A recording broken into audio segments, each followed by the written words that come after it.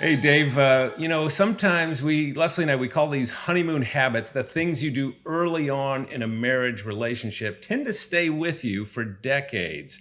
And that's true when it comes to marriage. I mean, yeah, certainly to marriage. But this couple is asking, what can we do when it comes to money and marriage that will stay with us through the decades? What's your advice to newlyweds?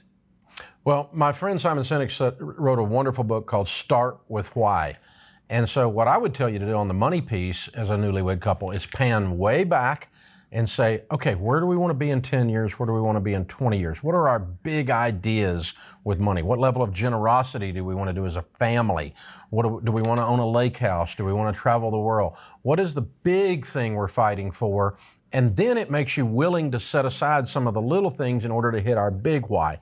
But dream in high definition, dream in HD together, write it all out, almost like write yourself a little script of what your life is going to look like in 20 years. Get yourself a really big why, and then the little things will dial in and point towards that once you've got an agreement on that. Boy, I love that because, when we were starting eHarmony, that was one of the things that we discovered in our research is healthy couples dream big, right? You don't just, what's next week, what's next month? You're talking about where does this marriage go for us? And what are your tips on dreaming like that? Do you get out a yellow pad of paper? Do you get it practical with us on that? Well, the good news is if it's a young couple that's getting married, it comes real naturally because you're still dreaming. You haven't been out there yet long enough to have the dreams beat out of you.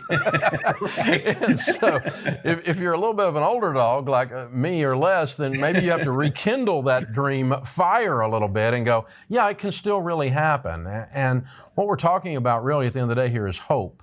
And when you've got hope, hope deferred makes the heart sick, Proverbs says. But when desire comes, it is the tree of life. So this is the tree of life we're trying to get into here. It's the vision for the future.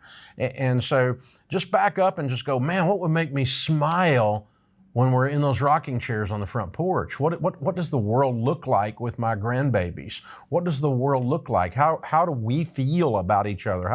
And what process did we use to get there? And it is good to dream big, but it's really important that you share and agree on those dreams. Yeah. Because if both of you have a big dream and they're going different directions, this is not going to go well. Right.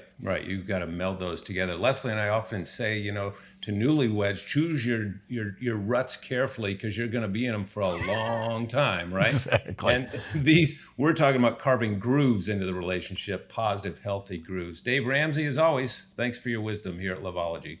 Thank you.